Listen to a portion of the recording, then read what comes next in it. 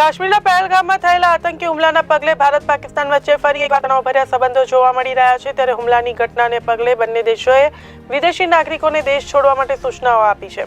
આવી સ્થિતિ વચ્ચે પાકિસ્તાનમાં ધાર્મિક યાત્રાએ ગયેલા ગાંધીધામના 40 યાત્રાળુઓ પોતાની યાત્રા ટૂંકાવીને આજે ભારત પરત ફર્યા છે। આ તણાવ વચ્ચે કચ્છ જિલ્લાના મહેશ્વરી સમાજના 40 યાત્રાળુઓ ધાર્મિક યાત્રાએ પાકિસ્તાન ગયા હતા। એક મહિનાની યાત્રા માટે ગયેલા આ યાત્રાળુઓને માત્ર 10 દિવસમાં જ યાત્રા ટૂંકાવીને પરત ફરવું પડ્યું। પાકિસ્તાનના મકલી ઠઠા ઠરઈ સૈણી જેવા યાત્રાધામોમાં દર્શન માટે ગયેલા યાત્રાળુઓ પહેલા કરાચી પહોંચ્યા હતા, પરંતુ પહેલગામની ઘટના બાદ પાકિસ્તાની સરકારે પણ ભારતીય યાત્રાળુઓને 48 કલાકની અંદર દેશ છોડવાનો આદેશ આપ્યો હતો।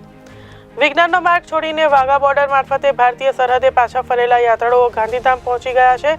તેઓનું મહેશ્વરી સમાજવાડી ખાતે હાર્દિક સ્વાગત કરવામાં આવ્યું હતું। તો ગાંધીધામ પહોંચ્યા બાદ યાત્રાળુઓને સૌથી પહેલા કાશ્મીરના આતંકી હુમલાના શહીદ થયેલા લોકોને શ્રદ્ધાંજલિ અર્પણ કરી હતી।